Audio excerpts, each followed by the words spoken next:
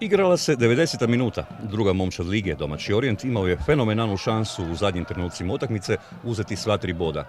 Ali udarac Matije Petrovića obranio je Zvonimir Šubarić, a da nije, kompletna bi ekspedicija hrvatskog dragovoljca iz Rijeke vjerojatno otišla čupajući si kosu. Jer dečki Sigeta bili su bolji, a gotovo cijelu utakmicu. O tome kako je dragovoljac igrao na Krimeji sve govori činjenica da je bespogovorno najbolji igrač utakmice bio Orijentov vratar Karlo Berković. A šta reći, mislim da ovo nam je najgora utakmica do sada u ovom dijelu sezone. Svjesni smo toga da smo loše odigrali, čestitke dragovoljcu i sad imamo tu pauzu od 15 dana da se malo posložimo i idemo sve uzeti ta 3 boda. Gdje smo ih tu izgubili, tu 2. Od prve su minute Ivan Božić i društvo središtem krimejskih zbivanja napravili Orijentovu polovicu travnjaka. Suprotno očekivanjima na kontri su igrali domaći i to s razlogom. Jer Fausto Buličin je prvi put ove sezone imao toliko ozlijeđenih da ni klupu nije mogao popuniti. Među Orijentovim pričuvama sjedila su samo 5 igrača. Domaći su igrali bez 6, što ozlijeđenih, što kartoniranih. Libera, Travalje, Črnka, Vidasa, Fatića i Antića, a za stopera Smolčića i Branića Ivančevića do pred sat vremena pri utakmici nije se znalo ni hoće li biti u zapisniku. Pa dobro, mislim da dragovoljac je bio bolji danas. Imali su izraženije šanse. Imali smo i sportsku sreću i raspoloženog golmana koji je obranio 3-4 matne situacije i na kraju smo uzeli taj bod koji je jako vrijedan nama jer smo imali puno problema u pripremi same utakmice. Dragovoljac je dominirao, a Orijent prvi puta opasno zaprijetio u 9. minuti, kada je nakon akcije Mojnca i Gerca Iličić sam čekao lutu pred praznim golom, ali obrana gostiju u zadnji tren spriječila vodstvo Riječana. Berković je izluđivao crne. U 28. ide odlična akcija Cetine i sjajnog iskusnika Božića, koji prsima spušta loptu za Nikolu Šiška, ali Orijentov vratar bio je doslovno nesavladiv. U 34. odličnu situaciju ima je najbolji strijelac hrvatskog dragovoljca Vinko Petković, ali ni to Sigečani ne znaju realizirati.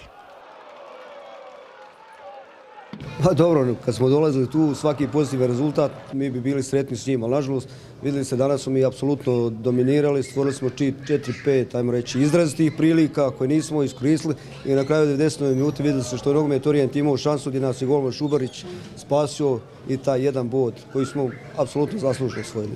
Vrijeme je bilo prekrasno, sunčano, ali kiša je u Rijeci sa manjim intervalima padala danima, pa je travnjak bio dosta mekan i nimalo lagan za igru.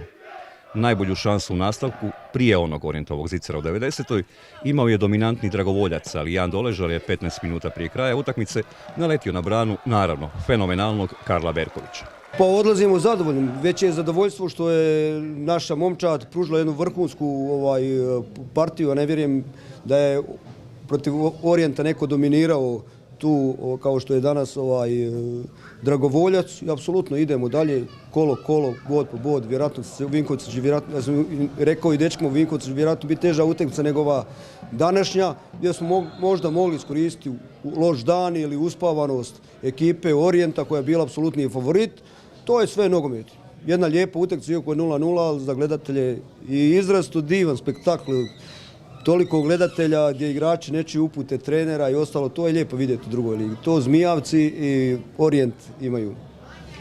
Ovim je bodom Orijent potvrdio da je druga momčad druge HNL. Dragovoljac potvrdio da je nakon silnih problema s početka sezone u velikom zamahu, te kako se radi o jednoj od najjačih momčadi lige, a i jedni i drugi su nam još jednom pokazali kako imamo odličnu gledanja i odlaska na stadion vrijednu drugu ligu.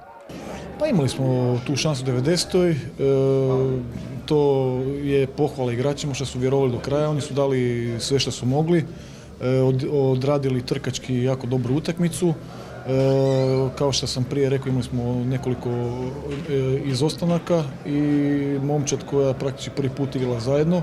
Zbog toga je bilo određenih problema u konstrukciji igre i u igri u sredini terena gdje je dragovoljac bio, ajmo reći, malo kvalitetni. Uzeli su više tih duela prvih lopti i na kraju, kao što sam rekao, moramo biti zadovoljni sa bodom i krenuti dalje i analizirati ovu utakmicu i pokušati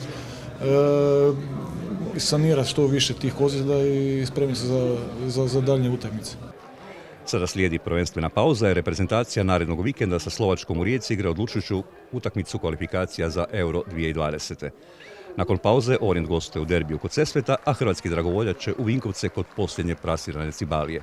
Na Krimeji su odigrali dobru utakmicu, a podjelom bodova daleko zadovoljniji može biti Orijent, druga momčad druge lige.